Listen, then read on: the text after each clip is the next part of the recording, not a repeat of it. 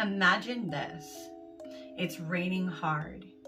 You're soaking wet, walking in the middle of nowhere on an experience to find yourself in nature. Your clothes are heavy.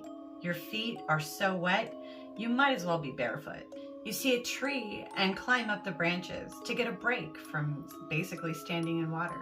Happy for the break, you lean against the bark of the tree, feeling it dig into your back, but not caring because you're exhausted.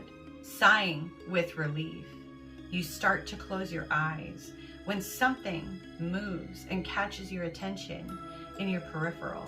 You're alert, quiet, watching. To your left, there's a little pond that connects to a river. You hear splashing noises. You squint hard through the rain to make out where the sound is coming from. What you see is a large creature swimming towards the edge of the pond like a frog.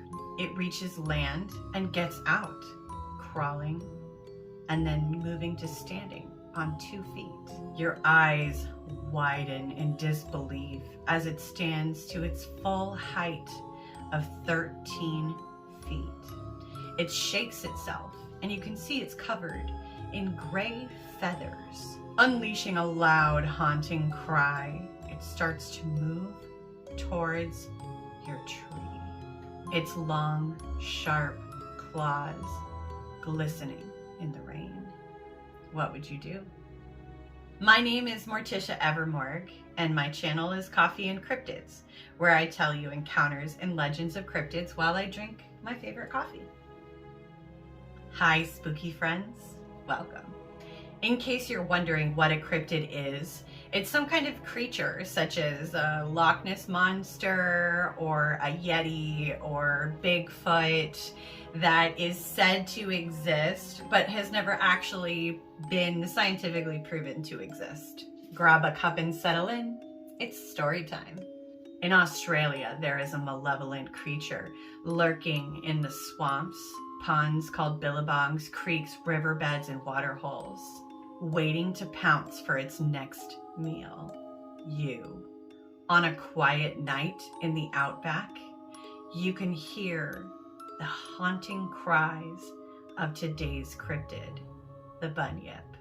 In Australia, Aboriginal folklore, the Bunyip has been described in a variety of ways. It's been described as having a round head, an elongated neck, and a body that resembles an ox, hippopotamus, or manatee. Some accounts even give it more of a human figure. The Bunyip is an aquatic creature. It has apricot-colored eyes, which is oddly specific, and a bellowing cry that it releases before it pounces on its next victim and devours them.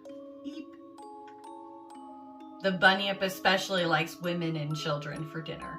It seems like quite a few people know someone who's had an encounter with a Bunyip, but there's very little actual evidence that they've had these encounters, and every encounter tells the Bunyip as looking completely different.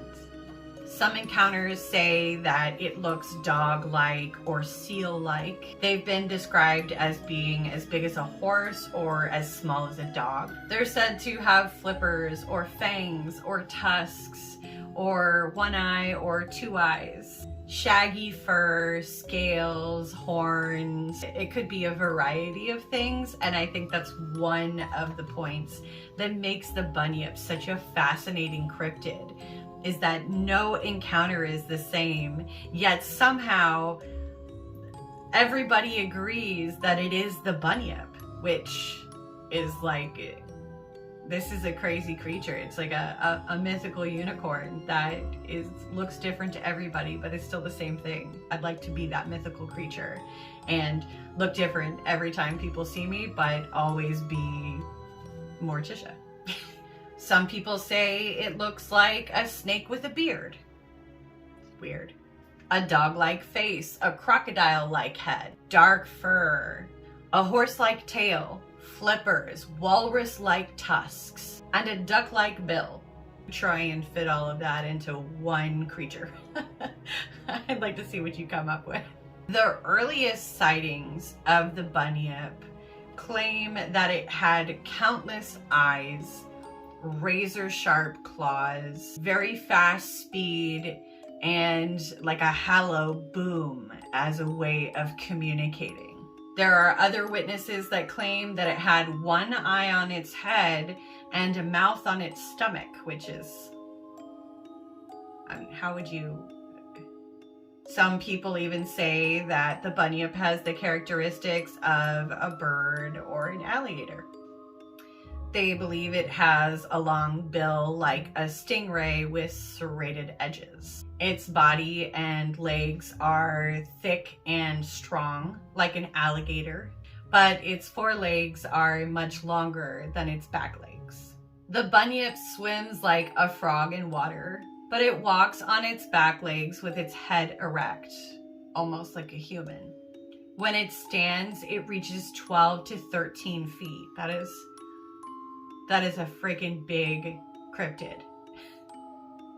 There is a legend that I found interesting that says that there was once a man named Bunyip that broke the rainbow serpent's greatest law and ate its totem animal. After that, he was banished and turned into an evil spirit that lured tribesmen and their animals into the water to eat.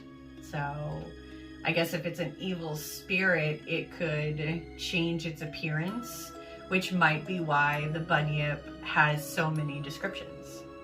Aborigines are said to have differing opinions on the Bunyip. Some believe that it is a bloodthirsty murderer, while others believe that it is some sort of protector that was brought here to murder evildoers and protect the wildlife. Another fun fact is that the Bunyip is said to have supernatural powers. It's said to be able to alter the water level, cripple victims with its roar, and hypnotize humans to act as its slave. I'm gonna just go ahead and tap out on ever wanting to have any experiences with the Bunyip right now. The word Bunyip itself actually translates from an Aboriginal language to mean devil or evil spirit. Other Aboriginal peoples had names for it, such as the Kian Prati or the Wowie. So in 1801, the crew of a French ship ran away from the inland of the Swan River. Why did they run away? Well, they said that they heard sounds, terrible sounds, of some great water beast coming from the reeds of the river. They described it as having a terrible roar, louder than a bull's bellow, that's pretty loud. Between 1801 and 1930, there were over 50 reported sightings, some in newspapers, some in journals, and some fossils were found, some bones were found, all relating with creatures that somehow are the Bunyip. So obviously with this much history, there have been various attempts over the years to try and understand and discover what the Bunyip really is. Is it a real new species that is being discovered? Especially at that time, that was a very real thing to still be a discoverer of a new species. But there has not been any hard evidence or proof that this Bunyip actually does exist. There was one person who looked into it and basically said it was seals, or maybe it's human nature to simply just find the most logical explanation to things that we really can't explain. There are still encounters reported to this day of the Bunyip. In 2018, a user submitted an encounter with a Bunyip on a website called Pine Barrens Institute. So their story goes that this person and their girlfriend went camping about 3 hours south of Sydney in a national park. They packed for a long weekend of camping along the river. They had a 2-person canoe and they were gonna make their way up the river.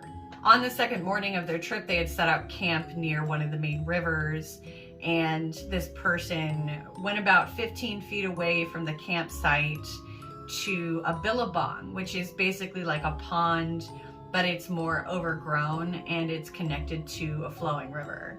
So the person was taking care of some business and heard a thick splash in the water. Immediately they turned around to see what had just splashed in the water and pulled out their iPhone and turned on the flashlight to get a better look in the water. And what they saw just filled them with like a shock, fear, and an awe all simultaneously.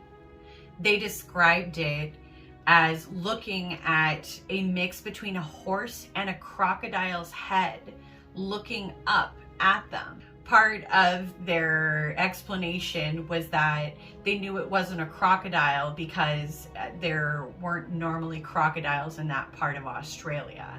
Plus, it didn't look reptilian. So this person was just totally frozen in fear and also awe and curiosity all at the same time, and stood there just staring at this creature as it was slowly floating towards them. They could see that it had a relatively strong, thick tail, which was floating above the water about 3.5 feet from where the head was. So after their life basically flashed before their eyes, they ran back to the campsite, told their girlfriend, you know, listen, we gotta pack up and keep moving and get as far away from here as we can. And so that's what they did. Here are some of my favorite images of what the bunyip might look like.